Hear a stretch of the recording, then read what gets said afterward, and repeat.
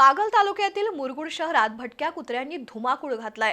गेल्या 2 दिवसात तब्बल 12 नागरिकांचा कुत्र्यांनी चावा घेतल्याची घटना उघड झाली आहे। तर बोरवडे इथल्या एका नागरिकाचेही भटक्या कुत्र्यांनी लचके तोडले असून जखमींपैकी 8 जणांवर मुरगुड ग्रामीण रुग्णालयात उपचार सुरू आहेत। दरम्यान माजी खासदार संजय मंडलिक यांनी रुग्णांची भेट घेऊन विचारपूस केली। हल्ले सुरू आहेत। सोमवारी आणि मंगळवारी 12 जणांचा चावा भटक्या कुत्र्यांनी घेतलाय, तर बोरवडे इथल्या एकाला जखमी केलंय। 12 पैकी 8 जण मुरगुड ग्रामीण रुग्णालयात उपचार घेत आहेत। त्यामध्ये काही महिलांना, लहान मुलींना गंभीर दुखापत झाली आहे। अनेकांच्या पायावर आणि हातावर खोलवर जखमा झाल्या आहेत। या घटनेमुळे मुरगुड शहरात भीतीचं वातावरण निर्माण झालंय।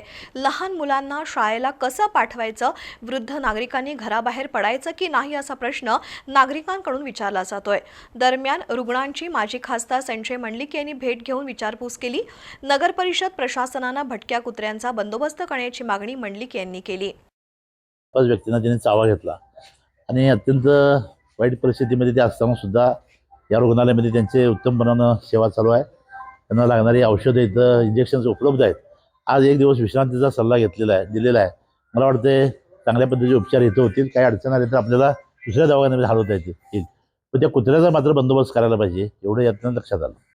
जखमीमध्ये 28 वर्षीय आशिष देवळे, 75 वर्षाच्या कमल सूर्यवंशी, 60 वर्षीय राजाराम कुडवे, 14 वर्षाची नंदिनी भोसले, 42 वर्षाच्या कमल चित्रकार, 14 वर्षीय विठ्ठल वायदंडे, 22 वर्षीय विश्वजित वायदंडे हे मुरगुडचे, तर बोरवडेचे 70 वर्षीय साताप्पा घोरपडे यांच्यावर ग्रामीण रुग्णालयात उपचार सुरू आहेत।